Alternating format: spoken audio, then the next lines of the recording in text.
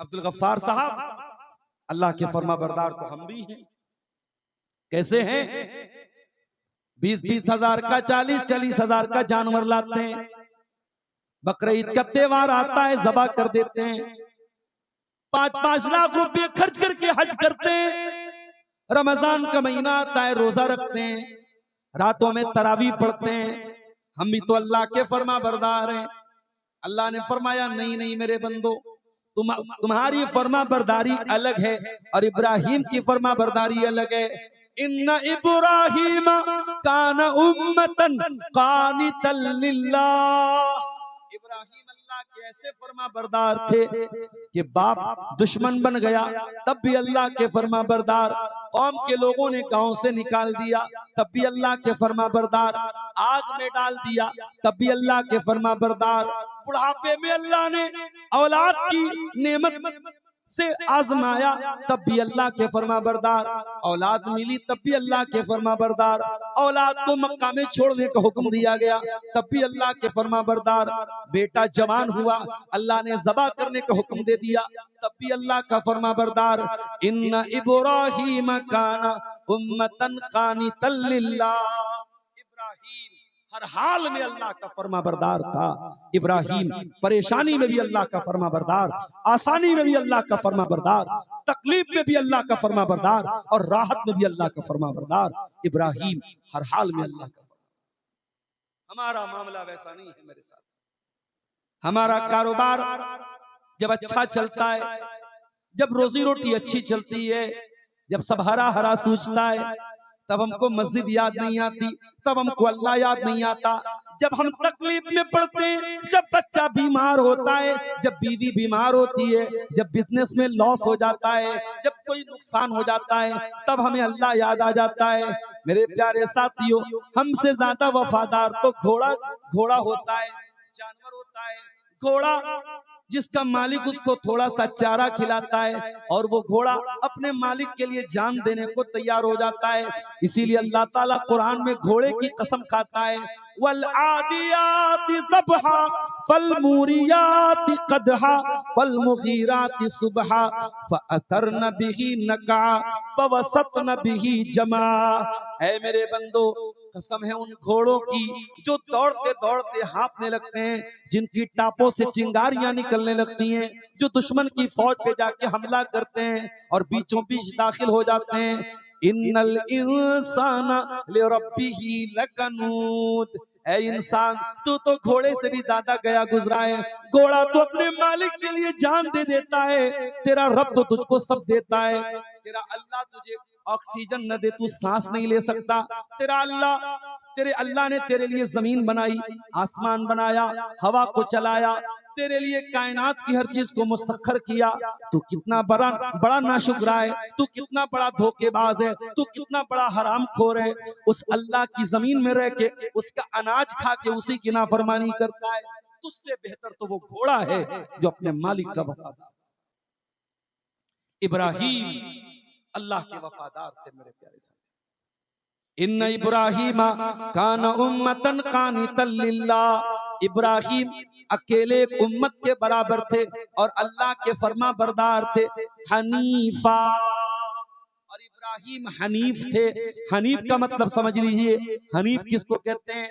हनीफ का मतलब ये होता है जब हम अल्लाह की तौहीद पर आ गए तो जल जाएं, कट जाएं, मर जाएं, दुनिया एक तरफ हो जाए मगर अल्लाह की तौहीद से न हटे, अल्लाह को छोड़ के न जाए, अल्लाह की तौहीद को न छोड़ के जाए। इब्राहीम हनीफ थे मेरे प्यारे साथियों। इब्राहीम वन साइडेड थे। इब्राहीम ने कभी अल्लाह का दर नहीं छोड़ा। ओ मुसलमानों, तुम्हारे ऊपर जरा सी मुसीबत आती है, तुम तो कब्रों पे जाके सजदा करने लगते हो, तुम तो मजारों पे जाने लगते हो, तुम तो पीरों के पास जाने लगते हो, तुम तो लाल काले पीले धागे पहनने लगते हो। मुसलमानों, तुम्हारी तौहीद तो पल भर में बर्बाद हो जाती है। इब्राहीम ने कभी अपनी तौहीद को बर्बाद न होने दिया। इब्राहीम हनीफ थे, वन साइडेड थे, अल्लाह वाले थे, हमेशा अल्लाह की तौहीद के साथ कायम रहे, कभी अल्लाह की तौहीद को छोड़ के नहीं गए। आपको एक बात बताऊं, इब्राहीम वो नबी हैं जिनको दुनिया में अगर 3 लाख लोग हैं तो 2 लाख लोग उनसे प्यार करते हैं। अगर 3 करोड़ लोग हैं तो 2 करोड़ लोग उनसे प्यार करते हैं। दुनिया की 2/3 आबादी इब्राहिम से प्यार करती है, इब्राहिम को सम्मान देती है, इब्राहिम को इज्जत देती है। मुसलमान तो मानता ही मानता है, यहूदी भी उनको मानते हैं, यहूदी उनको फोर फादर मानते हैं अपना, यहूदी कहते हैं हम उन्हीं की औलाद है। ईसाई भी उनको अपना बाप मानते हैं, ईसाई भी मानते हैं कि ईसा अलैहिस्सलाम उन्हीं की औलाद में से हैं। ईसाई भी इज्जत करता है, यहूदी भी इज्जत करता है, मुसलमान भी इज्जत करता है, मगर फर्क ये है मेरे प्यारे साथियों, इब्राहिम तौहीद वाले थे और तौहीद पर अगर कोई कायम है तो मुसलमान कायम है। यहूदियों ने भी शिर्क किया, ईसाइयों ने भी शिर्क किया, इसीलिए अल्लाह कुरान में कहता है मा काना इब्राहिम यहूदियों वला नसरानिया। ओ लोगो, इब्राहिम ना तो यहूदी थे ना तो ईसाई थे, वलाकिन काना हनीफम मुस्लिमा, पक्के मुसलमान थे, पक्के तौहीद वाले थे। आज आप भारत में देख लीजिए कितने मुसलमान हैं जाके कब्रों पे अपनी बहू बेटियों के साथ सजदे कर रहे हैं। अभी 2 दिन पहले मेरा प्रोग्राम उत्तर प्रदेश के सिद्धार्थनगर में था और मैं ट्रेन से जा रहा था, रास्ते में एक स्टेशन आया अकबरपुर, जहां से एक दरगाह बहुत करीब है, कछौचा शरीफ जिसको बोलते हैं, उस दरगाह के लिए औरतों की मर्दों की लाइन लगी है और मजार का और कब्र का जो पानी है, जिस पानी से कब्र को धुला जाता है, वो पानी औरतें और लड़कियां ड्रम में भर भर के अपने घरों को ले जा रही हैं। मेरे प्यारे साथियों, हमें दूसरों से क्या शिकवा करें, हम गैर मुस्लिमों से क्या शिकवा करें। आज अपने आप को मुसलमान कहने वाला भी कहीं कब्रों पर सजदा कर रहा है, कहीं पीरों के आगे झुक रहा है, कहीं तावीज पहन रहा है, कहीं धागे पहन रहा है, कहीं अल्लाह को छोड़ के किसी और के ऊपर भरोसा कर रहा है। इब्राहिम ने हमें सबक दिया है कि पक्के तौहीद वाले बनो, वलम यकु मिनल मुशरिकीन। इब्राहिम मुशरिक नहीं थे। मेरे इब्राहिम कैसे थे? फरमाया शाकिरल लिअनउमिही, इब्राहिम अल्लाह ताला की नेमतों पर अल्लाह का शुक्रिया अदा करने वाले थे। ऐ अल्लाह, इब्राहिम तो हमेशा आजमाए गए, इब्राहिम ने तो सब्र किया, और तू कह रहा है कि इब्राहिम शुक्र करने वाले थे। पता ये चला सब्र करना आसान काम है, शुक्र करना मुश्किल काम है। आपसे मैंने पूछा भाई साहब क्या हाल है, आपने कहा अल्हम्दुलिल्लाह, अल्लाह का शुक्र है। ज़बान से तो आपने अल्लाह का शुक्र अदा किया, लेकिन मेरे जाने के बाद आपने कहा अरे यार बड़ी परेशानी है, कारोबार में बड़ा मंदा चल रहा है, खेती में पैदावार बहुत कम हुई है। ओ लोगों, जब आपको ये लगे कि आप बड़ी परेशानी में हैं, कभी अस्पतालों का चक्कर जाके लगा लीजिए, कभी पटना के कैंसर हॉस्पिटल में चले जाइए, कभी कटिहार के मेडिकल हॉस्पिटल में चले जाइए, आपकी आंखें खुली की खुली रह जाएंगी। इतने मरीज पड़े हैं दुनिया में, इतने बीमार पड़े हैं दुनिया में, इतनी तकलीफों में लोग दुनिया में कि आप तसव्वुर नहीं कर सकते, आप सोच नहीं सकते। मेरे साथी, अभी उड़ीसा का एक वाकया मीडिया में आया, दुनिया ने थू थू की कि आज भी इंडिया के अंदर ऐसा हो रहा है। जीतू मुंडे नाम का एक आदमी, जिसकी बहन का इंतकाल हो गया और बहन का बैंक में अकाउंट था, 17-18 हजार रुपये बैंक के बहन के अकाउंट में थे। जीतू मुंडे अपनी बहन का पैसा लेने के लिए बैंक जाता है और कहता है मेरी बहन का इंतकाल हो गया है और मेरी बहन का इकलौता वारिस मैं। ऐ बैंक वालों, अपनी बहन का इकलौता वारिस मैं हूं, मेरी बहन का पैसा मुझे ट्रांसफर किया जाए, मुझे दिया जाए।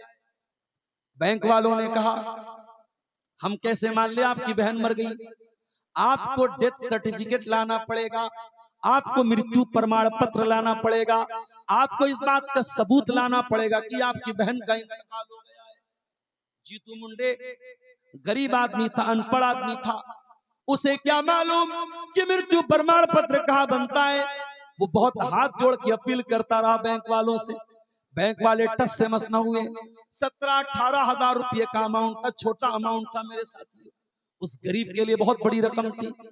वो बेचारा थक हार के जाता है और जहां पर उसने अपनी बहन को दफनाया था, अपनी बहन की कब्र खोदता है।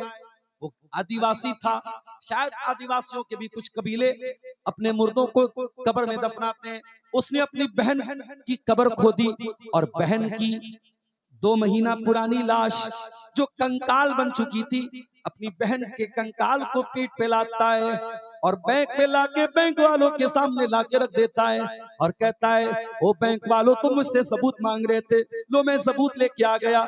मेरी बहन मर चुकी है, ये मेरी बहन का कंकाल है, ये मेरी बहन की मरी हुई बहन की लाश है, अब तो मेरी बहन का पैसा मुझे दे दो। इंसान यहां पहुंच चुका है मेरे। आपको ये लगता है कि आप बहुत परेशान हैं, मेरे प्यारे साथियों, आपसे भी ज्यादा परेशान दुनिया में लोग मौजूद हैं। कोई लड़की है, कोई औरत है, उसे लगता है कि मैं सांवली क्यों हूं, मैं खूबसूरत क्यों नहीं हूं, मैं बहुत गोरी चट्टी क्यों नहीं हूं। अरे मेरी बहन, तुझे अपने रंग की चिंता पड़ी है। दुनिया में लाखों औरतें ऐसी हैं जिनकी इज्जत महफूज नहीं है, जिनके शौहर के पास इतनी कमाई नहीं है कि वो एक घर बना करके अपनी औरत को इज्जत के साथ 4 दीवारी के अंदर छत के नीचे रख सके। उनकी बीवी, उनकी औरत खुले आसमान के नीचे, रास्तों के ऊपर, चौराहों के ऊपर, फुटपाथों के ऊपर रात गुजारती है। उनके बच्चों की इज्जत महफूज नहीं, उनकी जवान बेटियों की इज्जत महफूज नहीं। ऐ मेरी बहन, तुझे अपने रंग की पड़ी है। वो मेरे नौजवान साथियों, तुम्हें शिकायत है नौकरी नहीं मिल रही है, तुम्हें शिकायत है बिजनेस नहीं चल रहा है, दुनिया भर के मसले, जबान से कभी अल्लाह का शुक्र अदा नहीं करते हो। मेरे नौजवानों, कभी पागल खाने में जाके देखो, कभी मेंटल हॉस्पिटल में जाके देखो, आपसे ज्यादा स्मार्ट, आपसे ज्यादा हैंडसम, आपसे ज्यादा खूबसूरत नौजवान पागल खाने में आपको मिल जाएगा। चेहरा बहुत खूबसूरत है, बॉडी भी हट्टी कट्टी है, सब कुछ ठीक है, बस दिमाग का कोई वायर, दिमाग का कोई कनेक्शन ठीक नहीं है। अच्छा खासा खूबसूरत हैंडसम इंसान पागल खाने में पागलों की तरह चक्कर लगा रहा है। क्या उस पागल को देखकर आपके दिल में ये एहसास पैदा नहीं होता, ऐ अल्लाह, मैं दुबला पतला ही सही, मैं बहुत स्मार्ट न सही, मैं बहुत हैंडसम न सही, कम से कम इस पागल से तो अच्छा हूं। ऐ अल्लाह, मेरा दिमाग तो सही तरीके से काम कर रहा है। मेरे प्यारे साथियों, मुसीबतों में सब्र करना आसान काम है, लेकिन शुक्र करना मुश्किल काम है। अल्लाह ने फरमाया, मेरा इब्राहिम शुक्रगुजार था, मैंने इब्राहिम को बेटा दिया, तब भी उसने अल्लाह का शुक्र अदा किया, और मैंने इब्राहिम से जब बेटा मांग लिया तब भी उसने अल्लाह का शुक्र अदा किया। शाकिर अल्लाह नोमिही, इब्राहिम अल्लाह ताला की नेमतों पर अल्लाह ताला का शुक्रिया अदा करने वाले बंदे थे। इज्तबा, और अल्लाह ताला ने इब्राहिम को चुन लिया था, वहदाहु इला सिरातिम मुस्तकीम, और अल्लाह ने इब्राहिम को बिल्कुल सीधा रास्ता दिखाया था। इब्राहिम के बाप का नाम आजर था। इब्राहिम जवान हुए, देखा मेरा बाप मिट्टी का, पत्थर का बुत बनाता है और उसकी इबादत करता है। इब्राहिम ने अपने बाप को तौहीद का सबक सुनाया, अपने बाप को तौहीद की तबलीग की, और बड़े सम्मान के साथ, बड़ी इज्जत के साथ, बड़े एहतराम से अपने बाप को समझाया।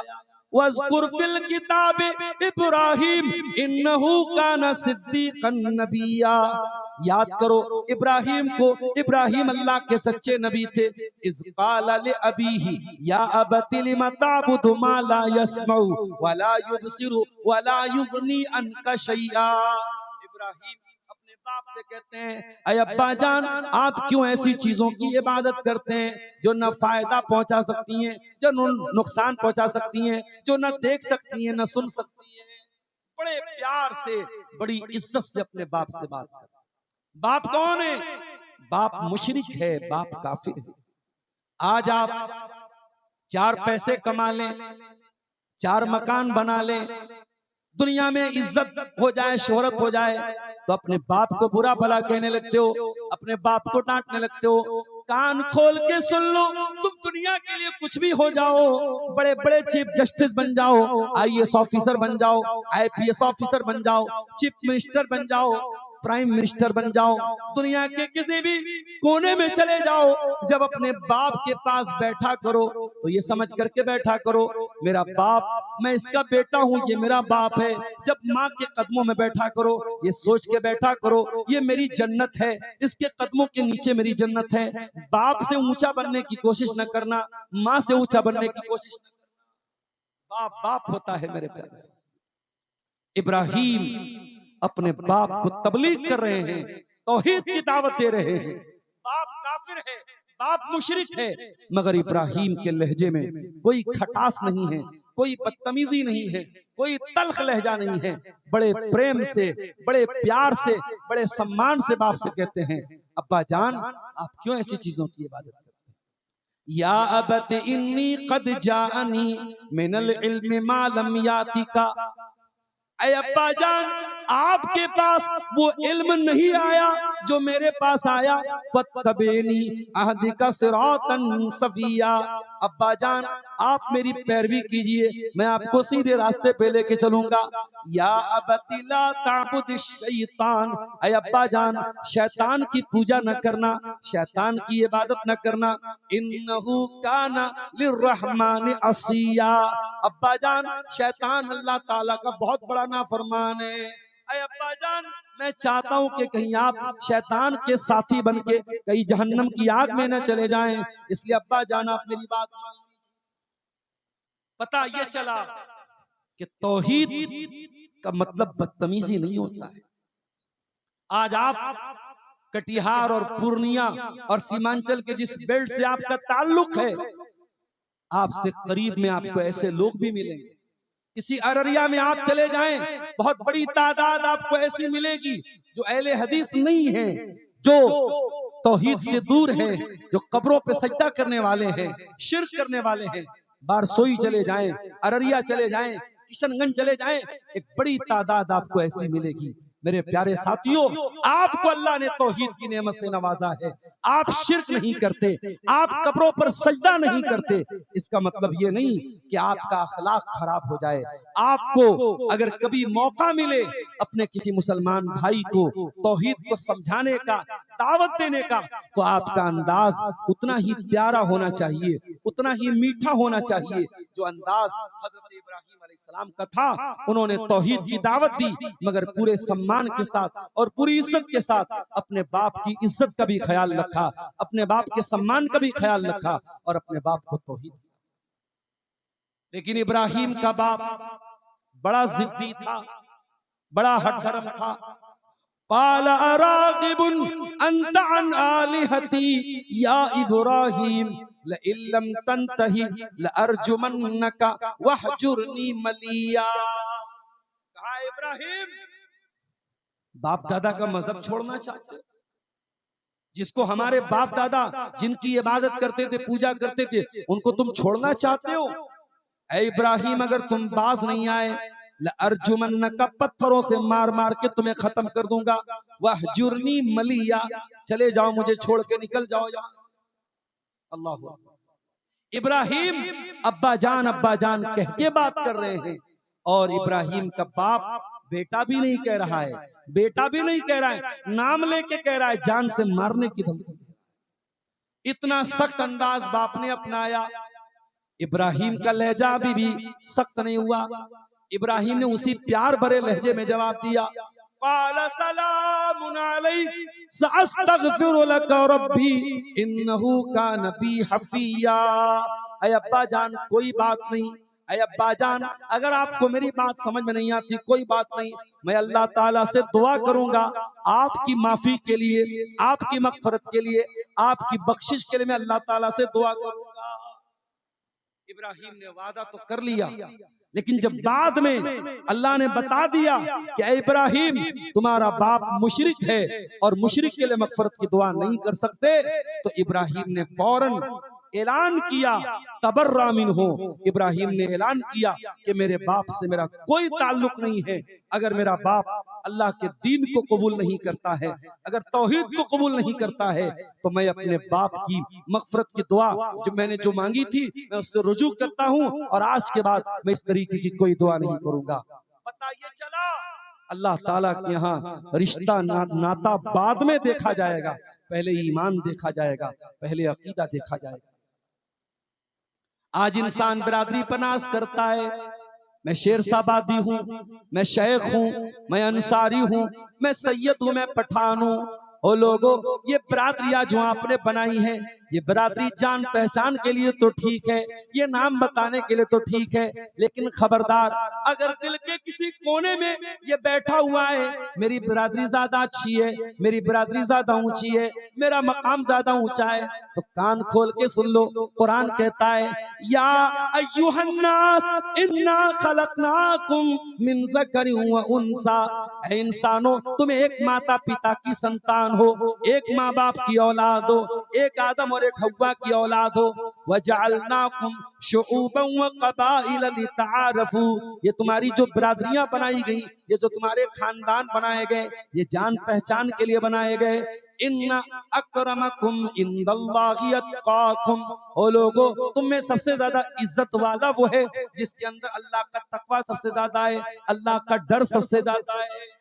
यहाँ ये नहीं देखा जाएगा आप किसके बेटे हैं और किसके बाप हैं और आपकी बिरादरी क्या है, अल्लाह क्या ये नहीं देखा जाएगा। अल्लाह के आपका अकीदा देखा जाएगा, अल्लाह के आपकी तौहीद देखी जाएगी।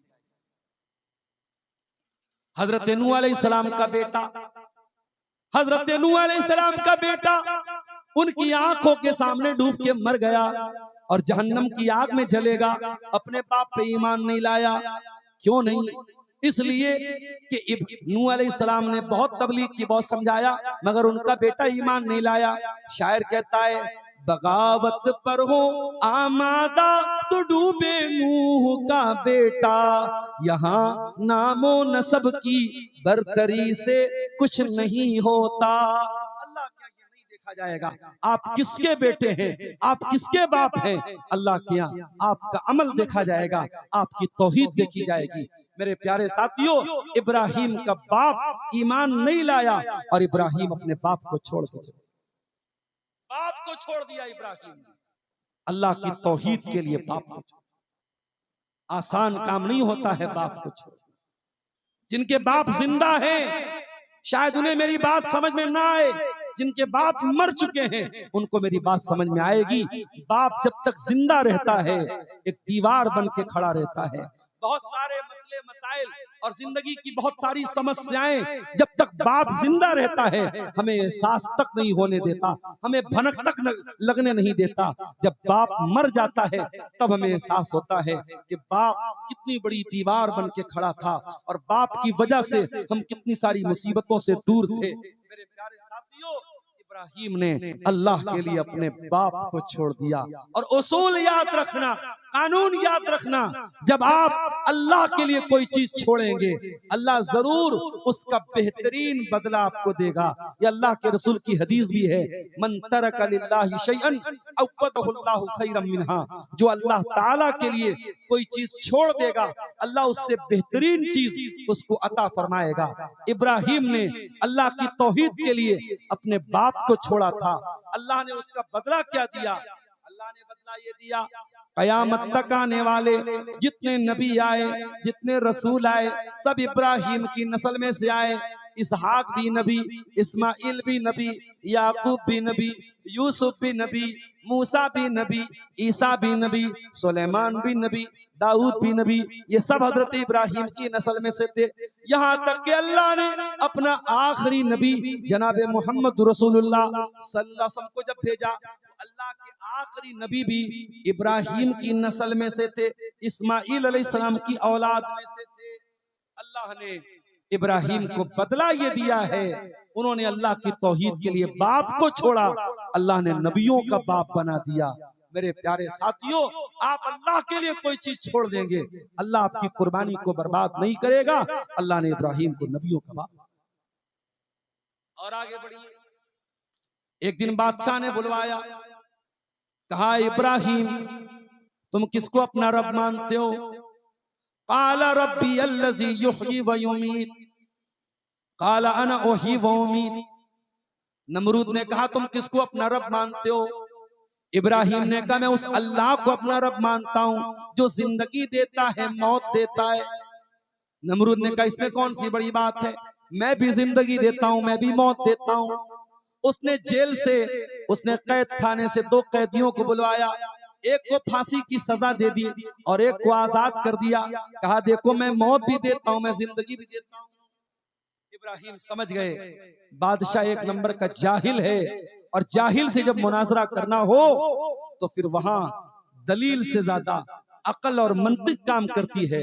इब्राहिम अलैहिस्सलाम ने फौरन दूसरी दलील दे दी। क़ाल फ़इन्नल्लाह याती बिश्शम्सि मिनल मशरिक़ फ़अति बिहा मिनल मग़रिब।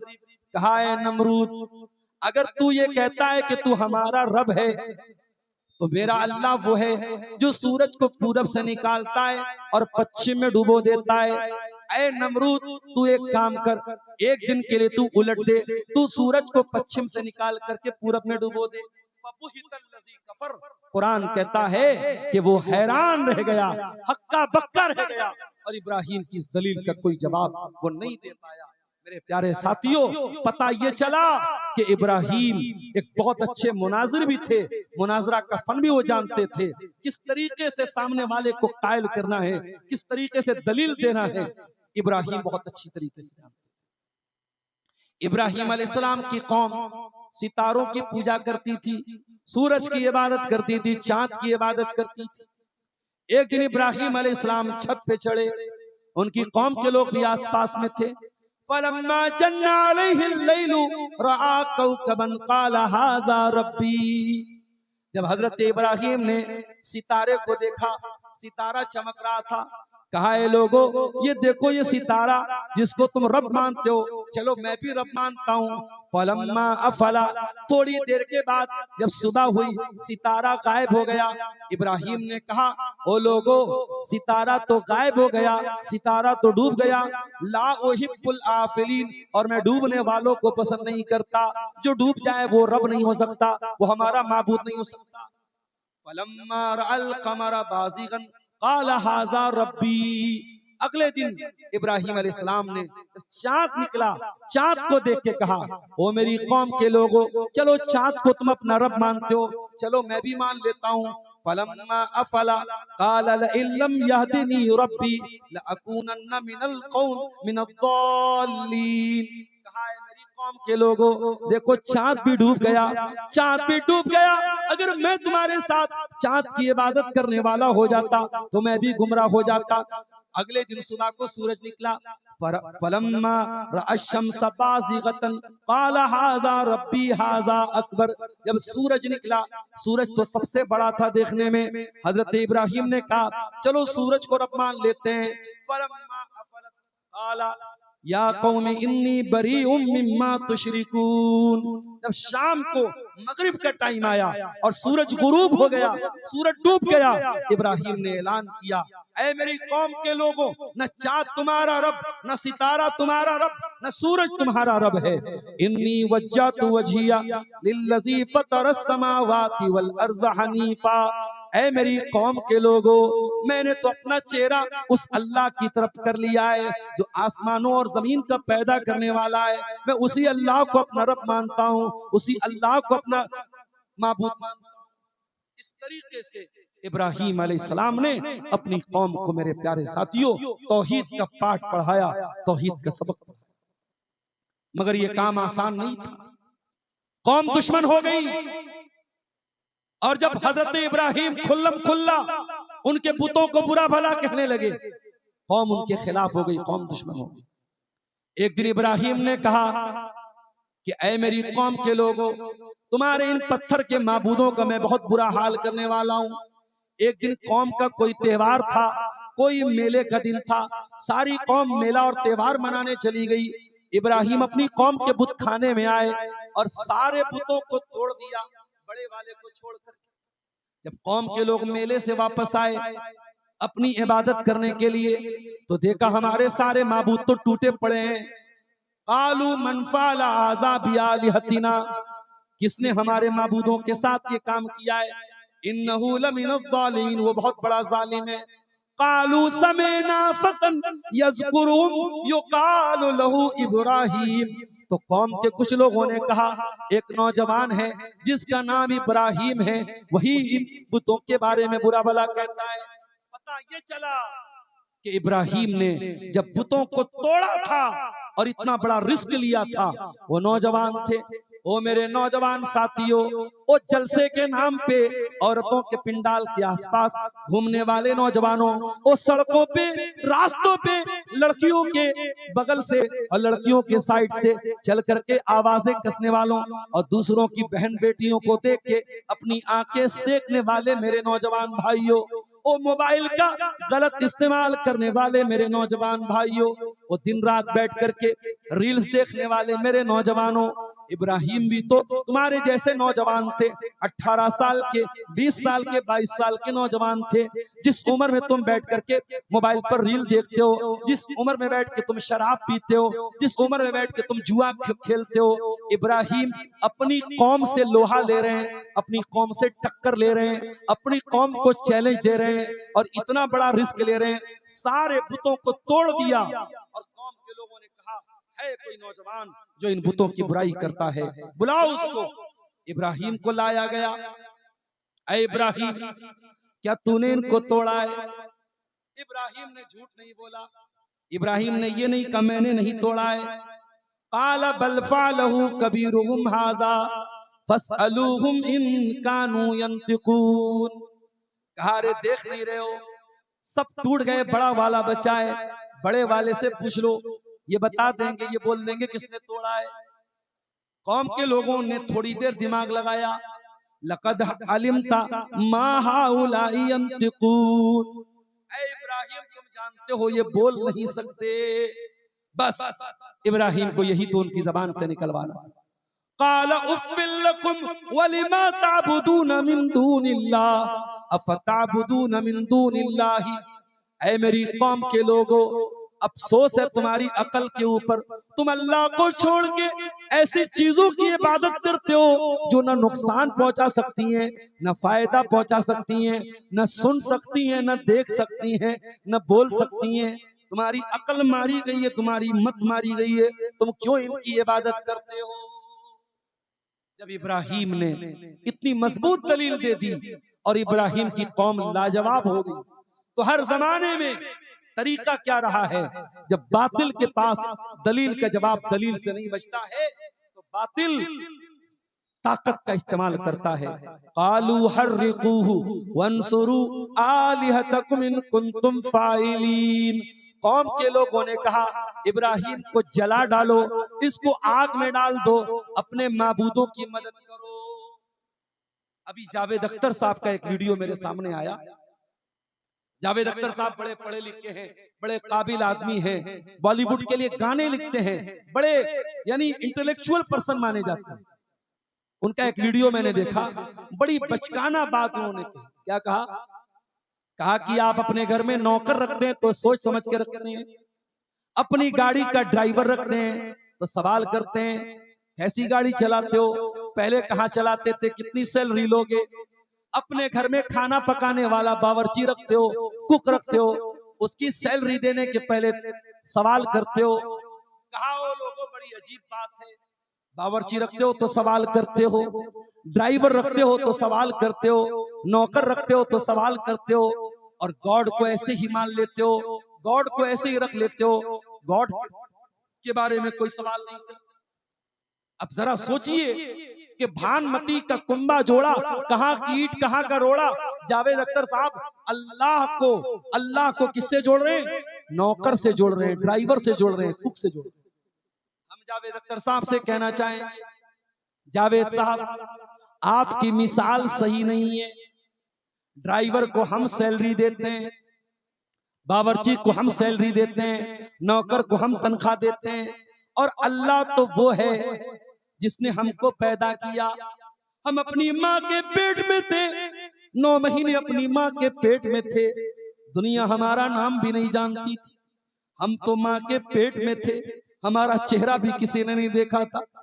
दुनिया में आए तो कोई सेल्फी ले रहा है, कोई वीडियो बना रहा है, कोई फोटो ले रहा है। जावेद अख्तर साहब जब अपनी माँ के पेट में थे, वहां कौन सी जात है जो माँ के पेट में हमें ऑक्सीजन पहुंचा रही थी, हमें खिला रही थी, हमें पिला रही थी, हमारा दिल बना रही थी, हमारा दिमाग बना रही थी। हमको 9 महीने माँ के पेट में एक कंप्लीट इंसान बनाने वाला कौन है? वही तो गॉड है, जिसको आप गॉड कहते हैं और जिसको हम अल्लाह कहते हैं। वो अल्लाह है जावेद अख्तर साहब। अल्लाह अल्लाह को हमने नहीं रखा, अल्लाह हमको रखता है। अरे अल्लाह अगर चाहे, अभी बनारस मैं सुबह मदरसे में पढ़ा रहा था, एक हमारे मोहल्ले के करीब से एक खबर आई, 2 लड़के बाइक से जा रहे थे और एक तेज रफ्तार की एम्बुलेंस आई और बाइक को लड़ाते हुए, और बाइक पर 2 लोग सवार थे, एक तो कुचलते हुए चली गई, एक का ऑन स्पॉट इंतकाल हो गया, एक बेचारा भी हॉस्पिटल में आखिरी सांसें ले रहा है। अरे अल्लाह तो वो है जो पल भर में हमारे दिल की धड़कन को रोक सकता है, पल भर में हमें मौत दे सकता है। अल्लाह वो है जो जरा सी ऑक्सीजन को रोक ले, हमें ऑक्सीजन का सिलेंडर लेना पड़ता है। अल्लाह वो है जो दिल को जरा सा धड़कना रोक दे तो हार्ट अटैक आ जाता है। अल्लाह वो है जो दिमाग का कोई तार अगर छोड़ दे तो हम पागल हो जाते हैं। जावेद अख्तर साहब, अल्लाह वो है जो हमें जिलाता है और मारता है। अल्लाह को आप ड्राइवर और कुक के साथ उसकी मिसाल नहीं दे सकते हैं। इब्राहिम अलैहिस्सलाम ने अपनी कौम को समझाया कि ऐ मेरी कौम के लोगों, मत इबादत करो पत्थर के बुतों की, जो तुम्हें फायदा नहीं पहुंचा सकते, नुकसान नहीं पहुंचा सकते, न देख सकते हैं न सुन सकते हैं। कौम के लोगों ने कहा जला डालो इब्राहिम। अकेले इब्राहिम को जलाने के लिए बहुत बड़ी आग जलाई गई। मेरे प्यारे साथियों, एक आदमी को जलाने के लिए कितनी आग चाहिए होती है, मगर इब्राहिम को जलाने के लिए इतनी बड़ी आग जलाई गई, पूरा गांव जलाया जा सकता था, पूरा कबीला जलाया जा सकता था। और जब आग जलाई गई, औरतें आ करके लकड़ियां देती थी। किसी औरत का बच्चा बीमार हो जाता था, कहती थी अगर मेरा बच्चा ठीक हो जाएगा मैं इब्राहिम की आग में इतनी लकड़ियां दूंगी। बहुत खतरनाक आग जलाई गई। और जब आग में डालने का नंबर आया इब्राहिम को, इब्राहिम का कुर्ता उतार दिया गया, इब्राहिम के बदन से कपड़ा उतार दिया गया और उनको बरहना करके और नंगा करके आग में डाला गया ताकि आग जल्दी से उनके बदन को जला। इब्राहिम को आग में डाला जा रहा है। इब्राहिम की पेशानी पर कोई बल नहीं है, इब्राहिम के चेहरे पर कोई घबराहट नहीं है, कोई रोना धोना नहीं है, कोई शिकायत नहीं है। जब इब्राहिम को आग में डाला गया, इब्राहिम की जबान पर एक ही जुमला था, हस्बी अल्लाहु व निअमल वकील।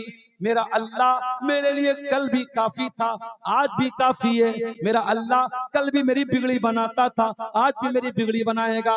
मेरा अल्लाह कल भी मेरा मददगार था, आज भी मेरा मददगार है। ये कहकर के इब्राहिम को आग में डाल दिया गया। अल्लाह अगर चाहता बारिश नाजिल कर देता, आग बुझ जाती। अल्लाह चाहता हवा को हुक्म देता, हवा चलती और आग बुझ जाती। मगर आज अल्लाह ने हवा को नहीं भेजा, आज अल्लाह ने पानी को नहीं भेजा, आज अल्लाह ने किसी फरिश्ते को नहीं भेजा, आज अल्लाह ने डायरेक्ट आग को हुक्म दिया। कुलना या नारु कूनी बरदं व सलामन अला इब्राहिम। ऐ आग तू ठंडी हो जा और सलामती वाली हो जा मेरे खलील के लिए। ऐ आग मेरे इब्राहिम के बदन का एक रोंगटा भी जलना नहीं चाहिए, मेरे इब्राहिम के बदन पे कहीं जलने का निशान भी नहीं आना चाहिए। ऐ आग तू ठंडी और सलामती वाली हो जा मेरे इब्राहिम। अल्लामा इकबाल कहते हैं, आज भी हो जो बराहीम सा ईमान पैदा, आज भी हो जो बराहीम सा ईमान पैदा, आग कर सकती है अंदाजे गुलिस्तां पैदा।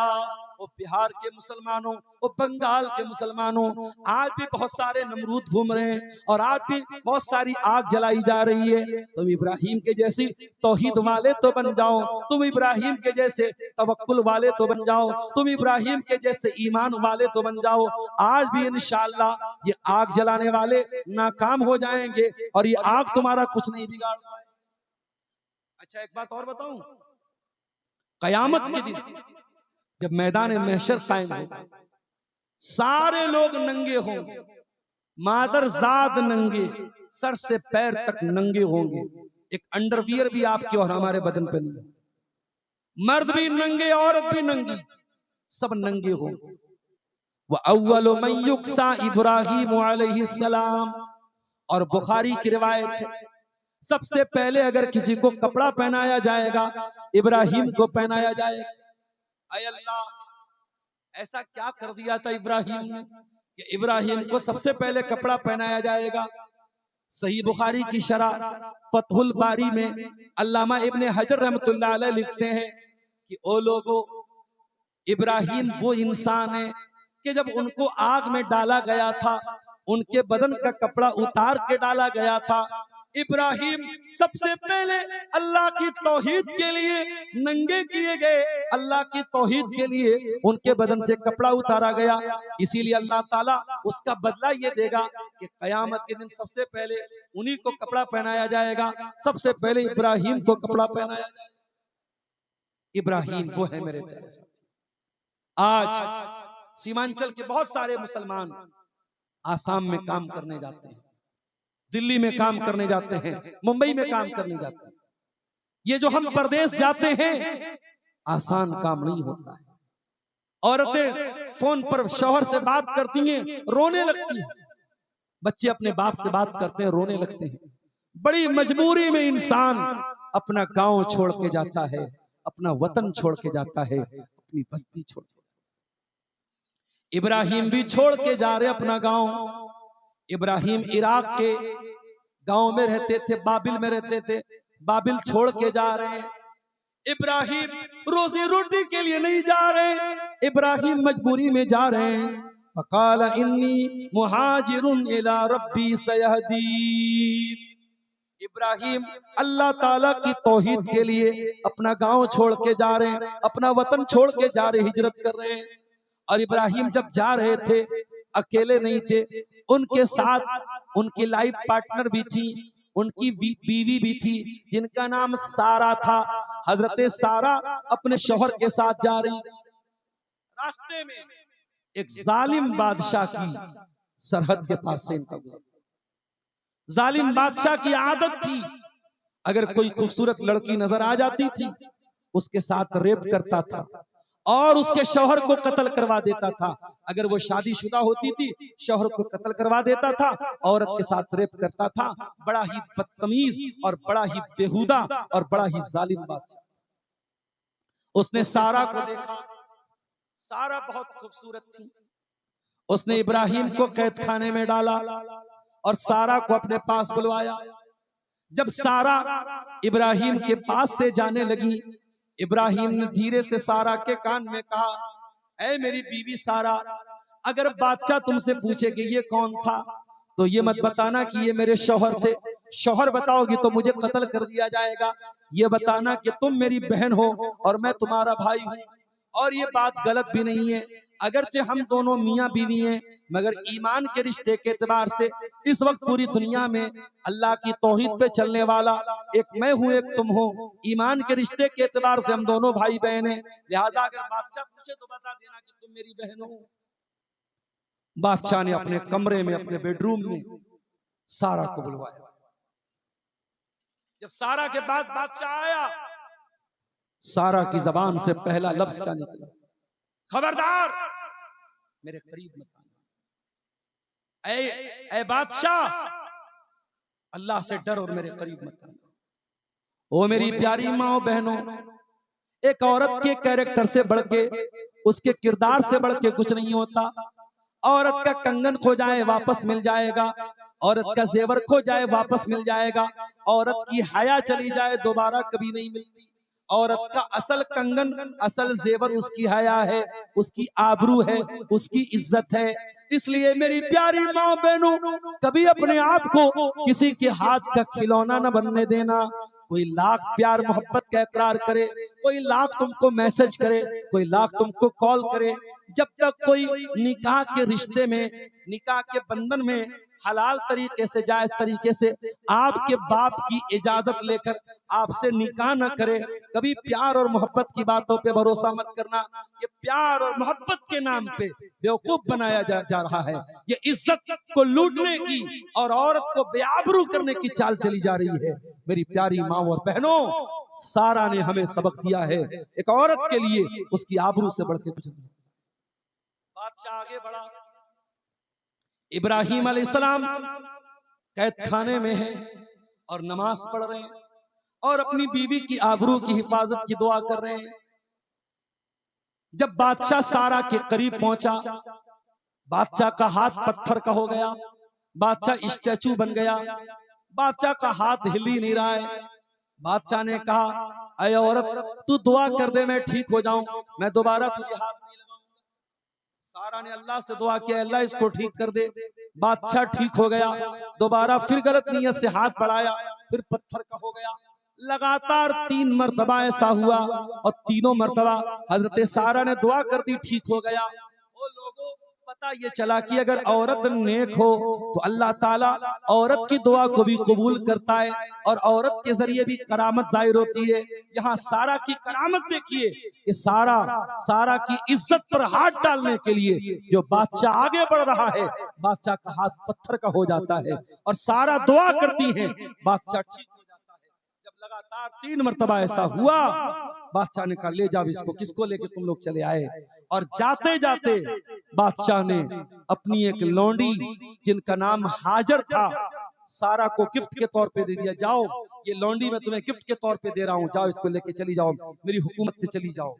जब सारा अपने शौहर के पास आई, देखा इब्राहिम नमाज पढ़ रहे हैं और अपनी औरत की, अपनी बीवी की इज्जत की दुआएं कर रहे हैं। सारा ने दूर से देख के कहा, रद्दल्लाहु कैदल फाजिर व अखदम हाजर, ऐ मेरे शौहर, ऐ मेरे शौहर, आप जल्दी से सलाम फेर दीजिए, अल्लाह ने आपकी दुआ कबूल कर ली। अल्लाह ने बादशाह की चाल को नाकाम कर दिया और अल्लाह ताला ने हाजरा की शक्ल में हमें एक तोहफा भी दे दिया। और यही हाजरा जो बतौर गिफ्ट दिया था बादशाह ने, हजरत इब्राहिम उनसे निकाह करते हैं और ये हाजरा इब्राहिम की दूसरी बीवी बन जाती है और इन्हीं के पेट से इब्राहिम को पहलौठी की औलाद पैदा होती है। बड़ी दुआओं के बाद और बड़ी आरजुओं के बाद और 80-85 साल के होने के बाद जब इब्राहिम दुआ करते हैं, रब्बे हबली मिनस सालिहीन, ऐ अल्लाह मुझे नेक बेटा अता फरमा दे। अल्लाह कहता है, फबश्शरनाहु बिगुलामिन हलीम, हमने एक बहुत ही सब्र करने वाला, एक बर्दाश्त करने वाला, एक हलीम बेटा इब्राहिम को दिया। इस्माइल पैदा हुए हजरत हाजरा के पेट से, और जब इस्माइल पैदा हुए, अल्लाह ने एक और इम्तिहान में डाला और कहा कि ऐ इब्राहिम, जाओ और अपनी बीवी हाजरा को और अपने बच्चे इस्माइल को लेके जाओ और मक्का में छोड़ के चले आओ। वो मक्का आज का मक्का नहीं था जहाँ बड़े बड़े होटल मौजूद है, जहाँ क्लॉक टावर मौजूद है, जहाँ बड़ी बड़ी बिल्डिंगें मौजूद है। वो मक्का ऐसा मक्का था, बेवादिन गैर ज़ी ज़रइन, अनाज का एक दाना भी पैदा नहीं होता था, पानी का एक कतरा भी वहां पैदा नहीं होता था। इब्राहिम अलैहिस्सलाम अपनी बीवी हाजरा को और अपने बच्चे इस्माइल को लेकर के पहुंचे। खाने काबा भी टूट फूट चुका था, खाने काबा का थोड़ा सा निशान बचा हुआ था। वहीं पर इब्राहिम ने अपनी बीवी हाजरा को छोड़ा और अपने बच्चे इस्माइल को छोड़ा और छोड़ करके जाने लगे। थोड़ी सी खजूरें थी, थोड़ा सा पानी था। हाजरा ने देखा इब्राहिम वापस जा रहे हैं, इला मन तत्रुकुना, ऐ मेरे सरताज कहाँ जा रहे हैं, किसके हवाले छोड़ के जा रहे हैं? मैं अकेली औरत, ये दूध पीता बच्चा, ये थोड़ा सा पानी, ये थोड़ी सी खजूरें, कितनी देर तक हमारा साथ देंगे? ऐ इब्राहिम, ऐ मेरे सरताज कहाँ जा रहे हैं? इब्राहिम ने कोई जवाब नहीं दिया। फिर हाजरा ने कहा, अल्लाहु अमरका बिहाजा, ऐ मेरे सरताज कहीं ऐसा तो नहीं ये अल्लाह ताला का हुक्म है, ये अल्लाह का इम्तिहान है, ये अल्लाह की तरफ से आजमाइश है? इब्राहिम ने सर हिला के जवाब दिया, हाँ है मेरी बीवी, ये अल्लाह की तरफ से एक इम्तिहान है। जैसे ही हजरत हाजरा को पता चला ये अल्लाह का हुक्म है, हजरत हाजरा ने बड़े इत्मीनान से जवाब दिया, इज़न ला युज़य्युनल्लाहु अबदा। ऐ मेरे सरताज, अगर ये अल्लाह का हुक्म है आप चले जाइए, अल्लाह हमें बर्बाद नहीं करेगा, अल्लाह हमें ज़ाय नहीं करेगा। पता ये चला औरत बहुत कमजोर होती है, औरत बहुत नाजुक होती है, लेकिन अगर हाजरा के जैसा ईमान पैदा हो जाए, हाजरा के जैसी तौहीद पैदा हो जाए, हाजरा के जैसी अल्लाह की मोहब्बत पैदा हो जाए, तो मेरे भाइयों, हाजरा जैसी औरतें जिनके दिल में अल्लाह ताला चट्टान के जैसा मजबूत उनका दिल बना देता है, हाजरा ने कहा ठीक है आप चले जाइए, अल्लाह हमें बर्बाद नहीं करेगा। इब्राहिम वापस जाने लगे, कुछ दूर बढ़े, जब बीवी नजरों से ओझल हो गई, बच्चा नजरों से ओझल हो गया, इब्राहिम ने हाथ उठाया और बड़ी प्यारी दुआ की, रब्बना इन्नी अस्कंतु मिन ज़ुर्रियती बिवादिन गैरि ज़ी ज़रइन इंद बैतिकल मुहर्रम रब्बना लियुकीमुस्सलाह। ऐ अल्लाह, अपनी बीवी बच्चे को तेरे पाक घर के पास छोड़ के जा रहा हूं, ऐ अल्लाह तू तौफीक देना कि वो यहां नमाज कायम करें। ओ लोगों, इब्राहिम अपने दूध पीते बच्चे के लिए दूध नहीं मांग रहे, अपनी बीवी के लिए पानी नहीं मांग रहे, पहले नमाज की दुआ कर रहे हैं। आज आपका बेटा आपके घर में चैन से रहता है, आपकी बेटी चैन से रहती है, फजर की अजान होती है, अस्सलातु खैरुम मिनन नौम की आवाज आती है, आपका बेटा रात को 2 बजे तक मोबाइल चला के सोया है, आपकी जवान लड़की 2 बजे रात तक चैटिंग करके सोई है, न बेटा उठता है न बेटी उठती है। ओ लोगों, आप तो डंडा लेके मस्जिद में पहुंच जाते हो, ओ मेरी माओ आप तो तहज्जुद पढ़ती हैं, अपने बेटों और बेटियों को भी नमाज का पाबंद बनाओ, उनकी नमाज की भी चिंता करो। इब्राहिम अपने बच्चों की चिंता कर रहे हैं, ऐ अल्लाह मेरे बच्चों को नमाज का पाबंद बना, रब्बना लियुकीमुस्सलाह फजअल अफइदतम मिनन नासी तहवी इलैहिम। ऐ अल्लाह, तो दुनिया वालों के दिल में इस जगह की मोहब्बत डाल दे। आप पूर्णिया के एक छोटे से गांव में रहते हैं, आप बिहार के एक जिला पूर्णिया और पूर्णिया के एक छोटे से गांव में रहते हैं, आपके पास ज्यादा पैसा भी नहीं है, ज्यादा धन दौलत भी नहीं है, मगर जब आपने सुना कि कोई हज करने गया, कोई उम्रा करने गया, आपके दिल में तमन्ना पैदा हुई, ऐ अल्लाह सबको तूने खाने काबा देखने की ऐ अल्लाह तौफीक दी, ऐ अल्लाह मुझको भी खाने काबा देखने की तौफीक दे दे, ऐ अल्लाह एक बार मुझको भी हरम में बुला ले, ऐ अल्लाह एक बार मुझको भी हाजी बना दे। मेरे प्यारे साथियों, इंसान गरीब है, कमजोर है, मगर वहां जाने के लिए तड़पता है, वहां की मोहब्बत हर ईमान वाले मर्द के दिल में भी है, औरत के दिल में भी है। ये इब्राहिम की दुआ की बरकत थी, इब्राहिम ने दुआ की थी, फजल अफइदतम मिनन नासी तहवी इलैहिम, ऐ अल्लाह तू लोगों के दिल में इनकी मोहब्बत डाल दे, वरज़ुक़हुम मिनस समरात, और ऐ अल्लाह मेरी आने वाली नस्लों को तू फलों की रोजी अता फरमा। आज भी मक्का में खजूर के अलावा कोई फल पैदा नहीं होता, लेकिन दुनिया का हर फल आपको मक्का में मिल जाएगा। ये इब्राहिम की दुआ की बरकत है मेरे साथियों। इब्राहिम ने दुआ किया था, ऐ अल्लाह मेरी आने वाली नस्लों को तू फलों की। इब्राहिम चले गए वहां से, थोड़ी देर के बाद पानी खत्म हो गया, खजूर खत्म हो गई, हाजरा बेचैन हो गई अपने बच्चे के लिए, सफा की पहाड़ी पे चढ़ी, सर पे हाथ रखा, दूर तक नजर दौड़ाया, कोई इंसान नजर आ जाए, मेरे दूध पीते बच्चे के लिए पानी का इंतजाम हो जाए, मेरे लिए खाने का इंतजाम हो जाए।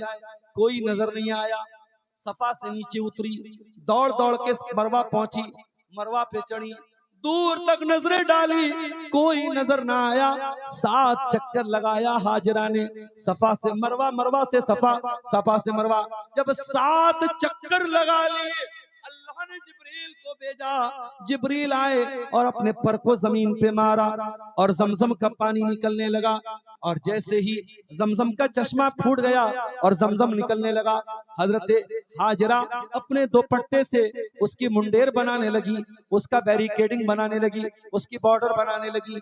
अल्लाह के नबी फरमाते हैं अगर हाजरा ने उसकी मुंडेर न बनाई होती तो जमजम का बहुत बड़ा नहर होती, जमजम की बहुत बड़ी नदी होती। मेरे प्यारे साथियों, अगर आपसे कोई पूछे इस्लाम में औरत का मकाम क्या है तो बता दीजिएगा, हजारों साल पहले एक औरत ने सफा से मरवा और मरवा से सफा 7 चक्कर लगाए थे। अल्लाह ने उस औरत के इस अमल को कयामत तक के लिए जिंदा कर दिया। और आज भी कोई हज करेगा, कोई उम्रा करेगा, जब तक सफा मरवा का चक्कर नहीं लगाएगा न उसका हज मुकम्मल होगा न उसका उम्रा। उसके बाद जब जमजम का इंतजाम हो गया, पानी का इंतजाम हो गया, फिर वहां पे धीरे धीरे आबादी होने लगी और वहीं पर इस्माइल अपनी माँ की गोद में जवान हुए। बाप से दूर रहते थे, बाप फलस्तीन में रहते थे और इस्माइल मक्का में रहते थे। और इस्माइल अपने बाप के प्यार के बगैर और बाप की तरबियत के बगैर अपनी माँ की तरबियत में अकेले पले और बड़े और जवान हुए। इस्माइल जवान हुए, 13-14 साल के हो गए, अब हजरत इब्राहिम की जिंदगी का सबसे बड़ा इम्तिहान का टाइम आ गया मेरे साथियों, जिसका नक्शा अल्लाह ताला ने कुरान में सूरह साफात में खींचा है। अल्लाह ने फरमाया फलम्मा बलगा माहुस्साया क़ाला या बुनैया इन्नी अरा फिल मनामी अन्नी अज़बहुका फंजुर माज़ा तरा। जब वो बेटा अपने बाप के साथ दौड़ने के काबिल हो गया, इब्राहिम ने लगातार 3 दिन ख्वाब में देखा कि वो अपने हाथों से अपने बेटे को ज़बह कर रहे हैं। इब्राहिम फलस्तीन से चल करके मक्का आए और आकर के अपने बेटे से मिले, इस्माइल से मिले। वो इस्माइल जो बाप से दूर रहा है, बाप का प्यार जिसको बहुत कम मिला है, बाप 13-14 साल के बेटे से कहता है ऐ मेरे बच्चे, मैंने ख्वाब देखा है, मैंने ख्वाब देखा है कि मैं तुझे ज़बह कर रहा हूँ। फंजुर माज़ा तरा, तो तू बता तेरी क्या राय है। वो लोग इब्राहिम कोई राय लेना नहीं चाहते थे, इब्राहिम तो ये जानना चाहते थे कि मेरा बेटा तो मुझसे दूर रहा है, हाजरा ने अकेले पाला है। और जब बच्चे बाप के बगैर पलते हैं तो बच्चे आमतौर से बिगड़ जाते हैं। मैं ये देखूं मेरा बच्चा कैसा है, मेरे बच्चे की तरबियत कैसे हुई है, मेरे बच्चे की परवरिश कैसे हुई है, कहाँ है मेरे बच्चे, मैंने ख्वाब में देखा है, मैं तुझे ज़बह कर रहा हूँ, तू बता तेरी क्या राय। अल्लाहू अकबर। आज का कोई बेटा होता क्या जवाब देता? अपने बाप को 4 बातें सुना देता कि अरे आप तो दूर रहे मुझसे, छोड़ के चले गए बचपन में, और आकर के आज मुझे कत्ल करने की बात करें, मेरा गला काटने की बात करें। आज का बेटा 4 बातें अपने बाप को सुना, मगर वो इस्माइल थे मेरे साथ। क़ाला या अबति फ़अल मा तुअमर सतजिदुनी इंशाअल्लाहु मिनस साबिरीन। कहा अब्बा जान, आपको जो हुक्म मिला है आप पूरा कर डालिए। अब्बा जान, आपको जो हुक्म मिला है आप पूरा कर डालिए। अल्लाह ने चाहा तो आप मुझे सब्र करने वाला पाएं। ओ लोगों, ये तरबियत का असर है, ये माँ की तरबियत का असर है, ये हाजरा की तरबियत का असर है। आप अपने बच्चों को महंगे से महंगे स्कूल में डाल दें, मदरसे में डाल दें, लेकिन अगर नेक माँ नहीं है, अच्छी माँ नहीं है, आपका बच्चा कभी जिंदगी में कामयाब नहीं होगा। बच्चे की कामयाबी के पीछे माँ का बहुत बड़ा रोल है। इसीलिए अल्लामा इकबाल कहते हैं ये फैजाने नजर था या के मकतब की करामत थी, सिखाए किसने इस्माइल को आदाबे फरजंदी। इस्माइल तैयार हो गए, कहा अब्बा जान आपको जो हुक्म मिला है आप पूरा करो। कुरान कहता है फलम्मा अस्लमा, दोनों बाप बेटे अल्लाह के हुक्म के आगे झुक गए। ओ लोगों, तुम क्या समझते हो गोश्त खा लेने का नाम, टोपी लगा लेने का नाम, कुर्ता पैजामा पहन लेने का नाम मुसलमान नहीं है। अरे मुसलमान उसको कहते हैं जो अल्लाह के हर हुक्म के आगे अपना सर झुका दे, जो अल्लाह ताला की हर आजमाइश के आगे सरेंडर हो जाए, अल्लाह के हर इम्तिहान पे खरा उतरने के लिए तैयार हो जाए, मुसलमान उसको कहते हैं। फलम्मा अस्लमा, जब दोनों बाप बेटे मुसलमान हो गए, जब दोनों बाप बेटे अल्लाह के हुक्म के आगे झुक गए, वतल्लहु लिल जबीन, और बाप ने बेटे को पेशानी के बल लेटा दिया, वनादैनाहु अय्या इब्राहीम, और हमने पुकारा, ऐ इब्राहिम, तेरे बेटे को कत्ल करवाना हमारा मकसद नहीं है, तेरे बेटे के गले पे छुरी चलवाना हमारा मकसद नहीं है। कद सद्दक़्त रुया इन्ना कज़ालिका नज़्ज़िल मुहसिनीन, ऐ इब्राहिम, हम तो तेरे दिल में अल्लाह की मोहब्बत कितनी है, अल्लाह का डर कितना है, तू अपने बेटे से ज्यादा प्यार करता है या अल्लाह से ज्यादा प्यार करता है, हम तो ये देखना चाहते थे। मेरे साथ ये कुर्बानी है इब्राहिम अलैहिस्सलातु वस्सलाम की, जिसकी यादगार के तौर पे हम हर साल ईद उल अज़हा के मौके पर अपने अपने जानवरों की गर्दन पे छुरी चलाते हैं। मेरे प्यारे साथियों, जानवरों की कुर्बानी कर देना ये सिर्फ एक अलामत है, ये इशारा है, और जब अपने जानवरों की गर्दन पे हम छुरी चलाते हैं तो हम एक दुआ भी पढ़ते हैं, और उस दुआ में हम कहते हैं, इन्ना सलाती व नुसुकी व महयाया व ममाती लिल्लाहि रब्बिल आलमीन, बेशक मेरी नमाज अय अल्लाह तेरे लिए, मेरी कुर्बानी अय अल्लाह तेरे लिए, मेरा जीना अय अल्लाह तेरे लिए, मेरा मरना अय अल्लाह तेरे लिए, मेरी जिंदगी का मकसद तेरे दीन की सरफराजी, मैं इसीलिए मुसलमान, मैं इसीलिए नमाजी। कुर्बानी जानवर की जो हम करते हैं मेरे साथियों, हम इब्राहिम को याद करते हैं, और इब्राहिम को याद करके हम इस बात का इकरार करते हैं कि ऐ अल्लाह, तेरा हुक्म मिला है तो 25,000 का, 30,000 का, 40,000 का जानवर लाए हैं और उसकी कुर्बानी कर रहे हैं। ऐ अल्लाह, कल मौका आया, जान भी कुर्बान कर देंगे, माल भी कुर्बान कर देंगे, अपना सब कुछ तेरी राह में कुर्बान कर देंगे, हम किसी कुर्बानी से पीछे नहीं रहेंगे। मेरे प्यारे साथियों, और आगे बढ़िए, इब्राहिम की जिंदगी में हमें एक सबक और भी मिलता है। जब इस्माइल जवान हो गए, उन्होंने शादी की। इब्राहिम मक्का में रहते, इब्राहिम फलस्तीन में रहते थे और इस्माइल मक्का में रहते थे। शादी हो गई, बीवी इनकी जो थी थोड़ी गड़बड़ थी, थोड़ी नाशुक्री करने वाली थी।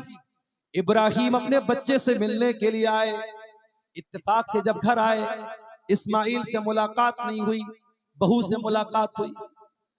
बहू से हाल चाल पूछा, बहू को ये नहीं बताया मैं तुम्हारा ससुर हूं। बहू से हाल चाल पूछा, कैसे गुजर रही है। बहू ने जवाब दिया, बड़ी परेशानी के हालात हैं, बड़ी दिक्कतों का सामना है, बड़ी मुश्किल से गुजर औकात हो रही है। हजरत इब्राहिम समझ गए कि ये जो बीवी है ये बहुत बड़ी नाशुक्री औरत है और ये मेरे बेटे की बीवी बनने के काबिल नहीं है। कहा, बेटी, शाम को जब तुम्हारा शौहर आए तो मेरा सलाम सुना देना और कहना, गय्यर अतबतबाबिक, अपने दरवाजे की चौखट बदल दे। शाम को इस्माइल आए और आने के बाद उनको महसूस हुआ कि लग रहा है कोई आया था। बीवी से पूछा, कोई आया था क्या? कहा कि हाँ, एक बूढ़े इंसान आए थे और उन्होंने आपको सलाम कहा है और कहा है कि दरवाजे की चौखट बदल दीजिए। अच्छा, दरवाजे की चौखट बदल दीजिए, ऐसा उन्होंने क्यों कहा, तुमने क्या कहा था? बीवी ने पूरी बात बता दी। इस्माइल ने कहा, ऐ मेरी बीवी, वो मेरे बाप थे, इब्राहिम थे, और उन्होंने मुझे हुक्म दिया है मैं तुम्हें तलाक दे दूं, मैं तुम्हें तलाक दे रहा हूं। अब आज के बाद मैं तुमको अपने निकाह में नहीं रख सकता। अब्दुल गफ्फार साहब, क्या बयान कर रहे हैं आप? क्या शौहर अपने बाप के कहने पे बीवी को तलाक दे देगा? अगर बीवी ने खाना बनाया और नमक ज्यादा हो गया, मसाला ज्यादा हो गया, या सास ससुर की खिदमत में कोई कमी रह गई और ससुर ने कहा, सास ने कहा तू तलाक दे दे, तो क्या शौहर तलाक दे देगा? अभी रुक जाइए, मैंने वाकया अभी पूरा नहीं सुना। इस्माइल ने तलाक दे दिया, दूसरी औरत से निकाह किया। कुछ दिनों के बाद इब्राहिम फिर आए। इस बार इत्तेफाक से फिर इस्माइल से मुलाकात नहीं हुई, बहू से मुलाकात। इब्राहिम ने पूछा, बेटी क्या हाल चाल है, कैसी गुजर बसर हो रही है? ये वाली जो बहू थी ये नेक औरत थी, दीनदार औरत थी। इसने कहा, बहुत अच्छा, अल्लाह का करम है, अल्लाह ताला ने बहुत खुशहाल रखा है।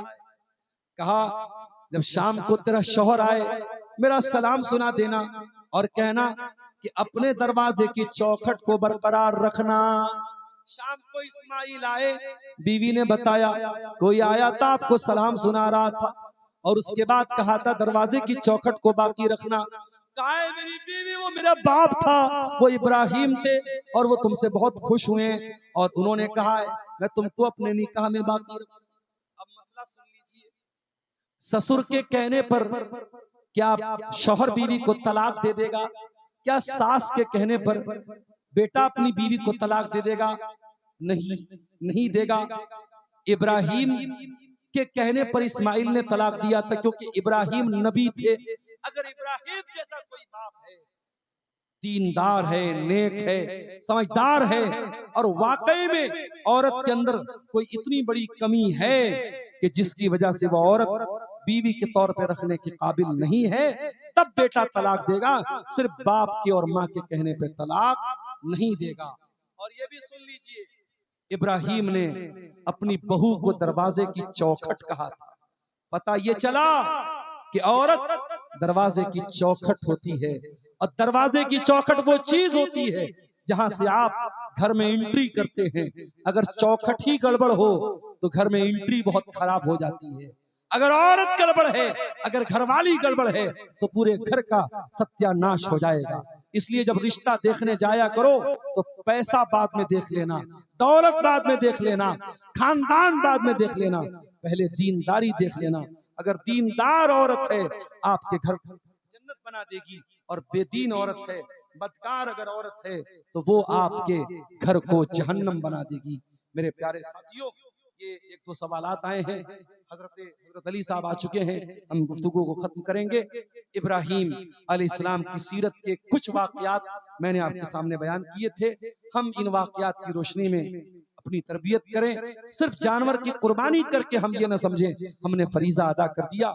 हम इब्राहिम का किरदार भी अपनाएं, इब्राहिम की तौहीद भी अपनाएं, इब्राहिम का इखलास भी अपनाएं, अपने बच्चों की तरबियत भी इब्राहिम के तरीके पर करें। हमारी माएँ बहनें सारा के नक्शे कदम पे चलें, हाजरा के नक्शे कदम पे चलें, हमारे नौजवान इस्माइल के नक्शे कदम पे चलें।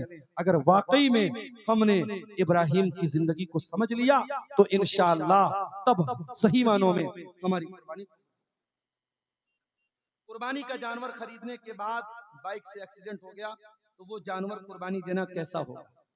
देखिए, खरीदने के बाद अगर जानवर के अंदर कोई कमी आ जाए, और वो कमी या वो ऐब आपकी किसी कोताही की वजह से, यानी जानबूझ करके आपकी तरफ से कोई गलती नहीं हुई है और कोई ऐब आ गया, बीमार हो गया या जख्मी हो गया, तो उस जानवर की कुर्बानी में कोई हरज की बात नहीं।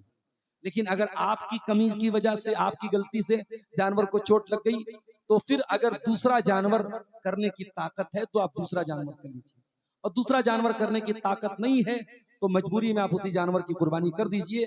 इंशाअल्लाह आपकी नीयत के मुताबिक अल्लाह ताला अजर व सवाब देगा। लेकिन बहरहाल खरीदने के बाद अगर कोई ऐब पैदा होता है तो इंशाअल्लाह जब आपने खरीदा था सही सालिम था तो उस जानवर की कुर्बानी कर सकते हैं, उसमें इंशाअल्लाह कोई हरज की बात नहीं है। वल्लाहु आलम बिस्सवाब। क्या भैंस की कुर्बानी कर सकते हैं?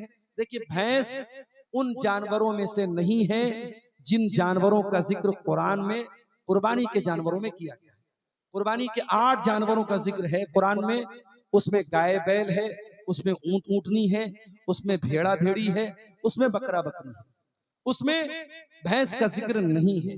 मगर उलमा की एक बहुत बड़ी तादाद का ये मानना है कि चूंकि अरबी जबान में भैंस को भी गाय की एक जिन्स माना गया है, और अरबी लुगत की कोई भी किताब आप खोलेंगे तो उसमें आपको मिलेगा अल जामूस नौउम मिनल बकर, कि भैंस भी गाय की एक किस्म है।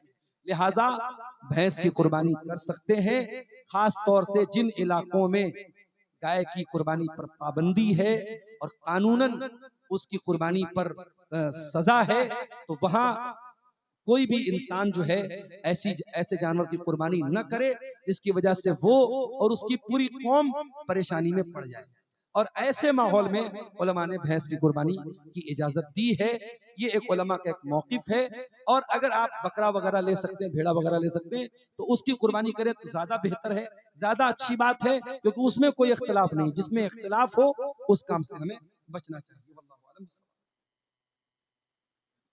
आज के दौर में 7 हिस्सा देना कैसा है? बिल्कुल 7 हिस्सा ले सकते हैं बड़े जानवर में, साबित हदीस से कोई हर्ज की बात नहीं है। क्या नमाज में सूरह फातिहा छूट जाने से नमाज हो जाएगी? नहीं होगी।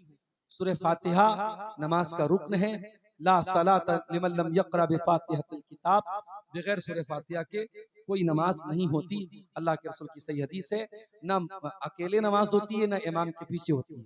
लिहाजा अगर सूरह फातिहा जिस रकात में आप नहीं पढ़ेंगे वो रकात आपकी नहीं होगी। ये चंद बातें आपके सामने रखी गई।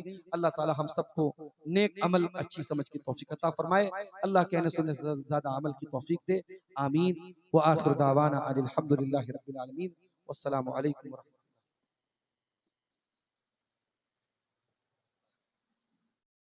रहमतुल्लाह हक़्क़ तुक़ातिह वला तमूतुन्न इल्ला व अंतुम मुस्लिमून।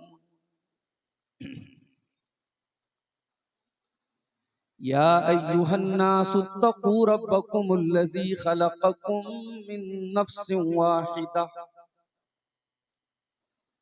व ख़लक़ मिन्हा ज़ौजहा व बस्स मिन्हुमा रिजालन कसीरन व निसाअ वत्तक़ुल्लाहल्लज़ी तसाअलून बिही वल अरहाम इन्नल्लाहा काना अलैकुम रक़ीबा।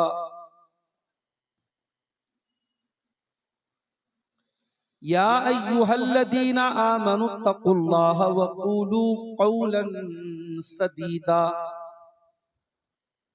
युस्लिह लकुम अअमालकुम व यग़फिर लकुम ज़ुनूबकुम व मन युतिइल्लाह व रसूलहू फ़क़द फ़ाज़ फ़ौज़न अज़ीमा।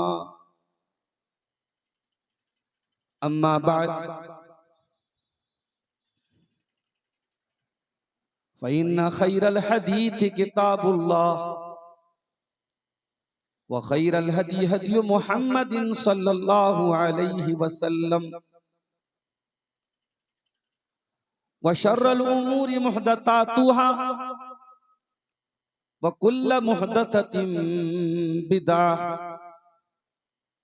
व कुल्ल बिदअतिन दलालह व कुल्ल दलालतिन फिन्नार। औज़ु बिल्लाहि मिनश शैतानिर रजीम। बिस्मिल्लाहिर रहमानिर रहीम।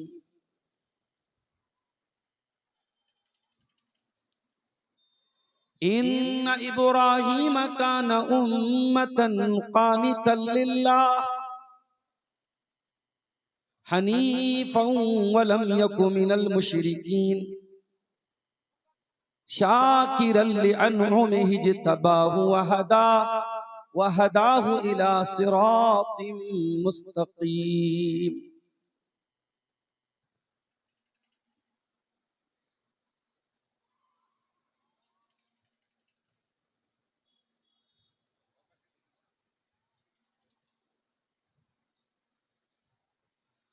पिदर बोला के बेटा आज मैंने ख्वाब देखा है।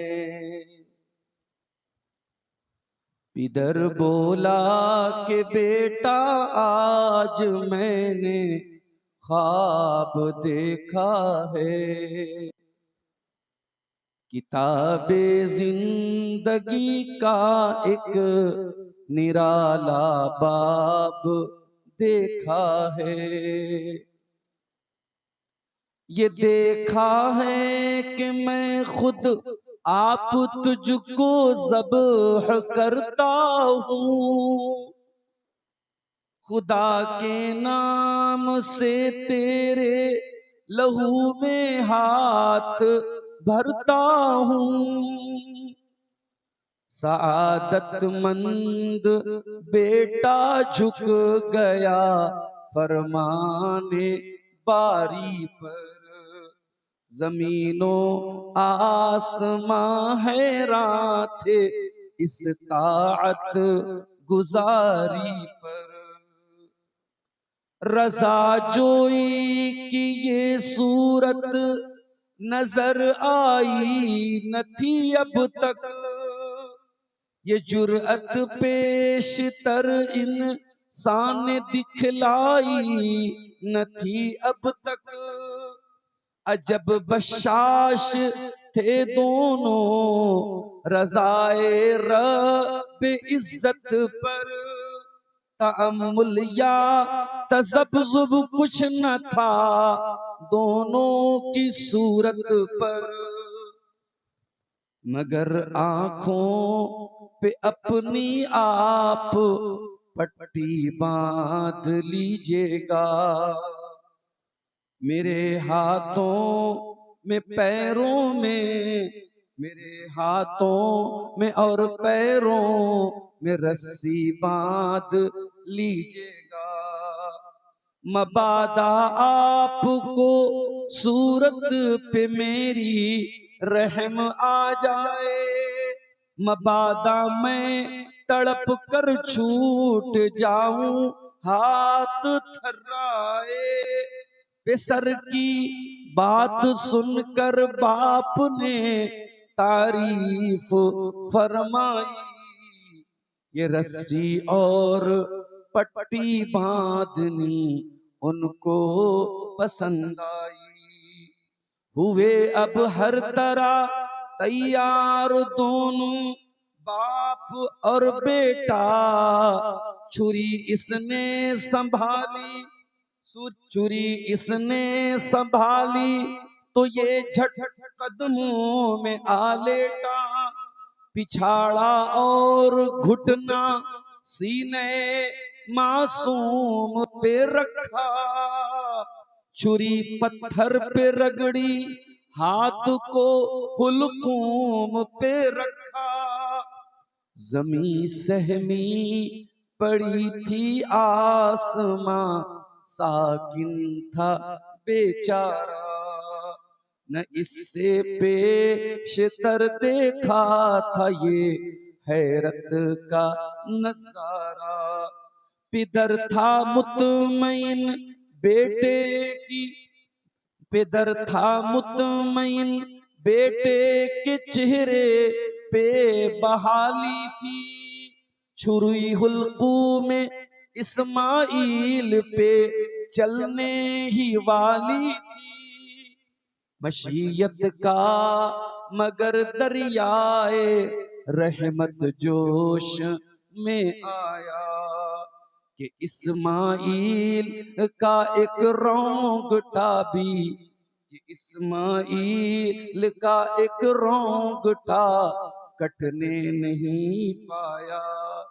हुए जिब्रील नाजिल और थामा हाथ हजरत का, कहा बस इम्तिहान मकसूद था ईसारो जुर्अत का, ये ताअत और कुर्बानी हुई मंजूर यज़दानी, के जन्नत से ये बर्रा आ गया है बहरे कुर्बानी। मोहतरम उलमाए किराम, बुजुर्गों और दोस्तों, नौजवान साथियों,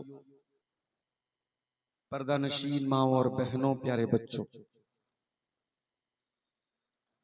आज का ये प्रोग्राम जिसकी तारीख गालिबन 2 या 3 महीने पहले ही मुझसे ली गई थी, और जलसे वालों ने मई का महीना चुना था, और इस बात का अंदेशा और डर मई में बहुत कम होता है कि बारिश हो, लेकिन मुझे यहाँ के लोगों ने बताया कि कई दिनों से यहाँ बारिश हो रही है, और एक बार ऐसा लगा कि शायद कहीं प्रोग्राम खतरे में न पड़ जाए। लेकिन मैं समझता हूं अल्लाह रब्बुल आलमीन ने इस जलसे के मुंतज़मीन की इज्जत को बरकरार रखा। ये उनका जज्बा था, ये उनका इखलास था, जिसको अल्लाह ताला ने जाए होने से बचा लिया, और कई दिनों के मौसम के खराब होने के बावजूद आज मौसम अल्हम्दुलिल्लाह ठीक रहा और प्रोग्राम बहुत अच्छे तरीके से, बहुत खूबसूरती के साथ अब तक चला है और इंशाअल्लाह चलेगा और अपने तकमील को पहुंचेगा।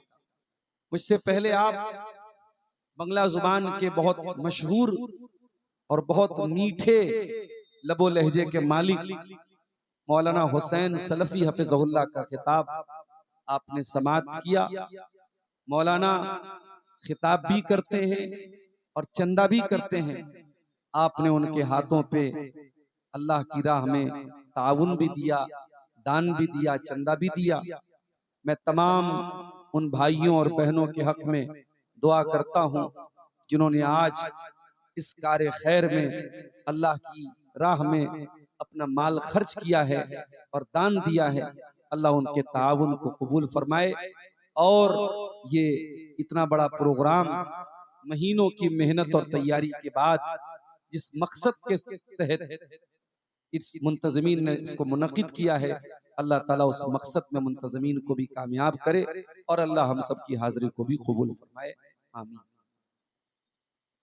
मेरे भाइयों, हमारा दूसरा इस्लामी त्योहार ईद उल अज़हा बहुत करीब आ चुका है।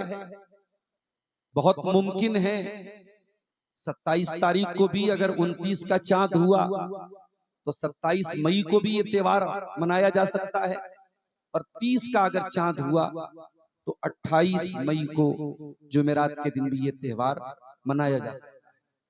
आज जुमेरात का दिन था, यानी मोटे मोटे अंदाज में आप ये मान के चलिए कि 13 या 14 दिनों के बाद हम अपना ये दूसरा त्योहार मनाएंगे। मेरे भाइयों, शायद आपको ये बात भी मालूम होगी कि हमारी शरीयत में रमजानुल मुबारक के महीने के बाद सबसे अफजल अगर कुछ कोई महीना है, कोई दिन है, तो वो जिलहिज्जा के शुरुआत के 10 दिन है। अल्लाह के नबी की हदीस है कि इन 10 दिनों में जो भी नेकी की जाए, मामिन अय्यामिन अल अमलु सालिहु फीहिन्ना अहब्बु इलल्लाहि मिन हाज़िल अय्याम। इन 10 दिनों में आप जो भी नेकी का काम करेंगे, नमाज पढ़ेंगे, सदका खैरात करेंगे, दान देंगे, तिलावत करेंगे, जो भी नेकी करेंगे, साल के बाकी दिनों में उतना सवाब नहीं मिलेगा जितना इन 10 दिनों में। सहाबा ने पूछा, अल्लाह के रसूल, अगर बाकी दिनों में कोई अल्लाह की राह में जिहाद करता है और अपनी जान माल की कुर्बानी देता है तो क्या उससे भी बड़ा सवाब इन 10 दिनों की नेकी का मिलेगा? अल्लाह के रसूल ने फरमाया, वलल जिहादु फी सबीलिल्लाह, अगर बाकी दिनों में कोई अल्लाह की राह में जिहाद भी करता है उससे ज्यादा सवाब इन 10 दिनों के नेक अमल का मिलेगा। हाँ, अगर कोई आदमी अल्लाह की राह में गया और जान लेके गया और माल लेके गया और वापस लौटा है तो उसकी लाश आई है, वो शहीद होके आया है, उस इंसान का मकाम और मर्तबा ज्यादा है, वरना इन 10 दिनों का सवाब और ज्यादा है। मेरे प्यारे साथियों, आज अफसोस के साथ कहना ये पड़ता है, रमजान का तो हम थोड़ा बहुत एहतराम करते हैं, थोड़ी बहुत इज्जत करते हैं, रमजान का ख्याल रखते हैं, रमजान की रातें थोड़ी बहुत इबादत में गुजरती हैं, रमजान के दिन को हम गुनाहों से बचाते हैं, लेकिन जिलहिज्जा का ये मुबारक महीना, अभी 2 दिन के बाद चांद नजर आ जाएगा और आप देखिएगा मुस्लिम सोसाइटीज में, मुसलमानों के समाज में कोई फर्क आपको नजर नहीं आएगा। जो बेनमाजी पहले थे वो इन 10 दिनों में भी बेनमाजी रहेंगे, जो शराबी पहले थे वो इन 10 दिनों में भी शराबी रहेंगे, जो ज़िनाकारी और हराम काम पहले करते थे वो इन 10 दिनों में भी करेंगे। इन 10 दिनों की न कोई इज्जत है न कोई एहतराम है। मेरे प्यारे साथियों, ये बहुत बड़ी गफलत है और बहुत बड़ी लापरवाही है। कोशिश ये कीजिए इन 10 दिनों में ज्यादा से ज्यादा नेकी कीजिए, हो सके तो रोजा रखिए, 1 तारीख से लेकर के 9 तारीख तक आप रोजा रखिए। अगर नहीं रख सकते तो कम से कम 9 जिलहिज्जा का, जिसको अरफा का दिन कहते हैं, उस दिन का रोजा जरूर रखिएगा। अल्लाह के प्यारे नबी ने इस रोजे की फजीलत ये बयान की है, अरफा का रोजा 1 साल पिछले और 1 साल अगले गुनाहों का कफ्फारा बनता है, आपके गुनाहों की बख्शिश होती है। लिहाजा कोशिश ये कीजिए कि 9 जिलहिज्जा का रोजा जरूर रखिए। अल्लाह ताला हमें और आपको इन 10 दिनों की कदर करने की तौफीक अता फरमाए। मेरे भाइयों, जिलहिज्जा के इस त्योहार पर हम अपनी अपनी ताकत के मुताबिक कुर्बानी करते हैं। कुर्बानी का जानवर हम खरीदते हैं और बड़े जज्बे के साथ हम ये कोशिश करते हैं कि हमारी कुर्बानी के जानवर में कोई ऐब न हो। हर साल जब बकरीद का त्योहार आता है, मेरे व्हाट्सएप पर रोजाना 2-4 बकरों की तस्वीरें आ जाती हैं। मौलवी साहब, इसका कान कटा है, कुर्बानी होगी कि नहीं? इसकी सींग टूटी है, कुर्बानी होगी कि नहीं? इसकी पूंछ कटी है, कुर्बानी होगी नहीं? हर साल ये मसले और ये सवालात हमारे सामने। मैं इन सवालों से नाराज नहीं होता हूं। ये सवाल इस बात की दलील है कि उम्मत को चिंता है, उम्मत को फिक्र है कि हम कुर्बानी कर रहे हैं, हमारी कुर्बानी बेऐब हो, हमारी कुर्बानी में कोई दाग ना हो, हमारी कुर्बानी में कोई। लेकिन कभी आपने गौर किया, ये कुर्बानी जो हम करते हैं, जिस पैगंबर की सुन्नत को जिंदा करते हैं, जिस नबी की सुन्नत को हम जिंदा करते हैं कुर्बानी करके, उनका नाम इब्राहीम अलैहिस्सलातु वस्सलाम है। क्या कभी आपने गौर किया कि इब्राहीम कौन थे और ऐसी क्या खास बात थी उनके अंदर कि हजारों साल पहले उन्होंने कुर्बानी की और अल्लाह ताला ने कयामत तक आने वाले मुसलमानों के लिए उनकी कुर्बानी को जिंदा कर दिया। क्या आपने कभी गौर किया इब्राहीम के अंदर ऐसी क्या खास बात थी? दुनिया में लाखों मस्जिदें बनाई गई, लेकिन इब्राहीम ने जो मस्जिद बनाई थी, जो खाने काबा बनाया था, और जिस खाने काबा को बनाने के टाइम इब्राहीम अपने बेटे इस्माइल के साथ मिस्त्री का काम कर रहे थे। बाप मिस्त्री का काम कर रहा था, बेटा लेबर का काम कर रहा था। और अल्लाह ताला ने कुरान में बाप बेटे का नक्शा खींचा है, व इज़ यरफ़उ इब्राहीमुल क़वाइद मिनल बैति व इस्माइल रब्बना तक़ब्बल मिन्ना इन्नका अंतस समीउल अलीम। याद करो, जब इब्राहीम खाने काबा को बना रहे थे और उनका बेटा इस्माइल भी अपने बाप का साथ दे रहा था, दोनों बाप बेटे रुए जमीन पर अल्लाह की इबादत का पहला घर बना रहे थे, खाने काबा बना रहे थे। लेकिन उनके दिल में कोई घमंड नहीं था, उनके सीने में कोई फख्र नहीं था, उनकी जबान पर कोई बड़ाई नहीं थी।